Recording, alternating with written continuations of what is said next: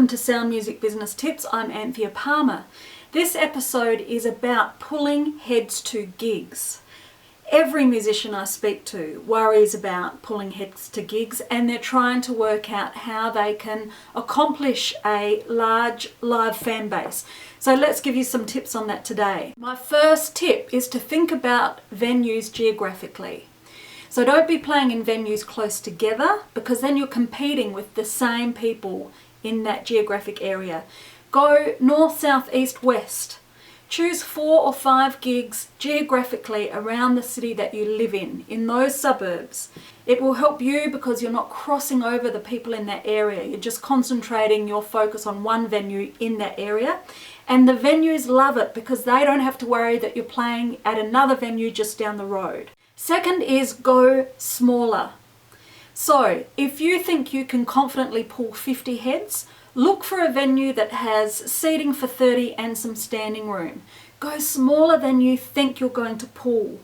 The reason being is you want people to get there and think, wow, this is great, there's people here, there's things happening. You don't want people walking into a near empty room. It can make them feel self-conscious and it's not good for your profile. So go small venue. Important tip number 2. Number 3, think about the venue in terms of your niche audience. So you might have a young audience where cheap beer, cheap booze is really important to them. That's what they want from a venue. So choose your venue accordingly. Like you might have an audience, you might be more acoustic orientated and your audience might like seating, in which case look for a venue in the geographical areas that can provide that. So do think about the venue in terms of what your niche fan base will want from a venue. Okay, tip number 4 is to spin locally before and after the gig. So do flyers, do posters in the area. Get to the venue, talk to the regulars that are already coming to that venue. Make sure they're going to catch your gig. Make sure that people in the vicinity know that you're playing there. And likewise, after the gig, make sure there's lots of spin. Release photos, release video. Try to get somebody to do a write-up on the gig. So make sure that you're sharing a lot of information before and after the gig. After the gig's just as important. And given you're going geographic, you can really focus your efforts on that area.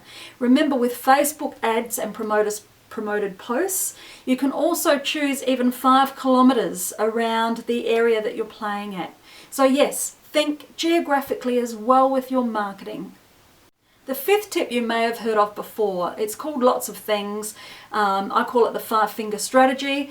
And that is that if you have 5 venues, for instance, just because that's how many fingers are on my hand, you can build a following in those 5, even if it's 4.